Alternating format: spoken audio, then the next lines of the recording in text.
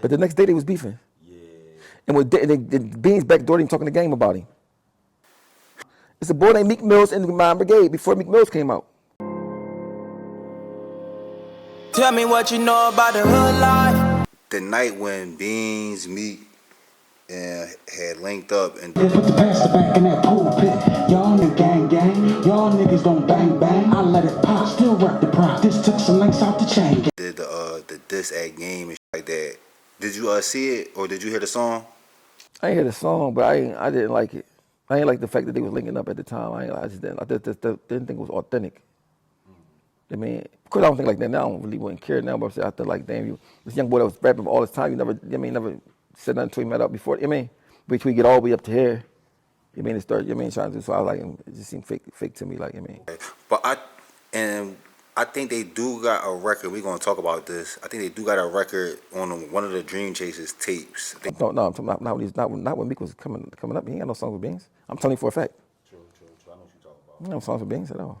Beans, he from South Philly, I feel your opinion on that, but what about the perspective of it's good just for the city uniting for this one time, even if. But as soon as the next day they was beefing.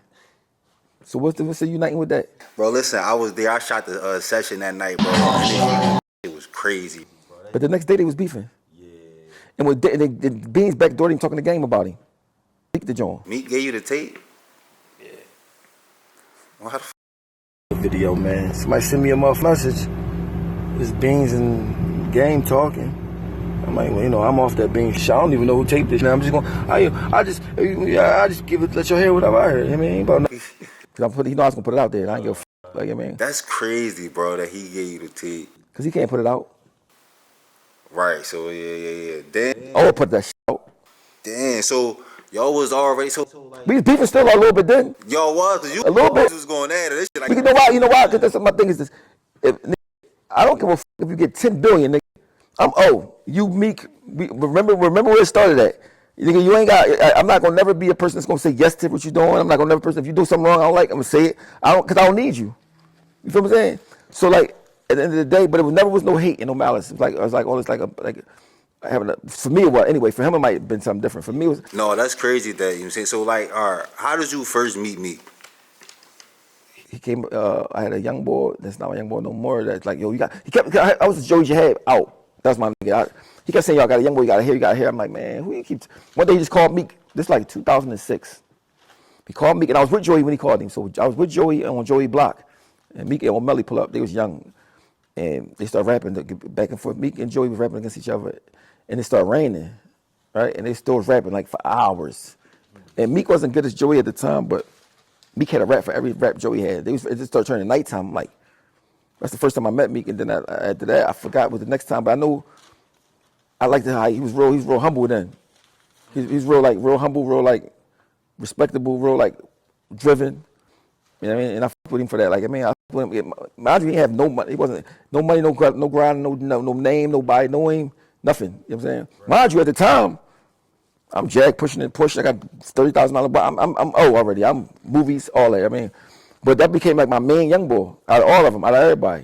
What was it that you? His drive. It reminded me of somewhat of me, but I like the fact that he never tried to really be something that he wasn't at the time. I mean, he wasn't a nigga that was already trying to grind. He was just still going to the studio, and he went to the studio every day without nobody telling him to. Like he really wanted that shit. Yeah, he called me every morning. That was my little brother for like years. I'm talking that. You gotta figure. And my Bag song ain't come out till like probably what 09 or some shit like that. 08, 07. So like maybe like 2 years before any song on the radio, and then that shit like he would meet my. So I was like anything he needed me to do, I would do. Like I mean, so that's how it started. I mean, then he started. I remember I did a show in Delaware one time, and everybody was like, "Yo, where Meek at?" I'm like, so I'm like, Meek, you know, they know you in Delaware, like, yeah. I took him over to Delaware and shit. And man, in fact, Sonny Black was just together about 2 months ago, for like 8 hours talking. Okay. Now, talk about like the members and shit like that. It was the boy Meek Mill. It was the Meek Mills first, before Meek. You know, it was another Meek Mills before Meek Mills, right? No, I didn't know that. In my brigade, it was a boy named Meek Mills. Huh? It's a boy named Meek Mills in my brigade before Meek Mills came out. So it's Sonny Black, Meek Mills, and I forgot the other one's name. Was it Meek Mills? What year was this though? This was when Meek first came out. Non Brigade came out before. They was out before. They came out like in the 90s. Yeah, Meek Mills. They had a blow beef over the name, whatever. But Meek Mills took off and got more famous than the other Meek Mills. But the other Meek Mills was Meek Mills first. I mean, this is around the time, when Meek was with me before he got like all the way famous and all that. But it was a Meek Mills before Meek Mills in Philly.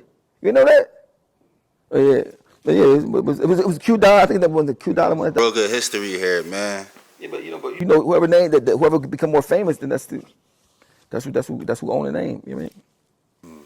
So, in recent news, Meek said that he about to drop Tony Story Part 4, man. You know where we got Tony's story from? Jamal's story. What's Jamal's story? My song called Jamal's Story.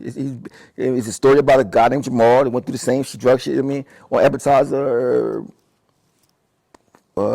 3, I think, some shit like 2. When Meek was hanging with me, so like he said Tony's story. I'm like, okay, that's it. But my thing is, I don't take nothing away from it. All I'm saying is like, when somebody influenced you, right? Don't act like they didn't. I mean, my thing is, if I got a song called Jamal's Story and you with me every day, you come out with Tony's story. That's a dead. Not saying nothing about like he stole my song. Just saying that's an influence on you. I'm Big Bro O. I remember one time he was like, "Yo, man, I ain't gonna front." One time me and O'Malley was in the Pathmark.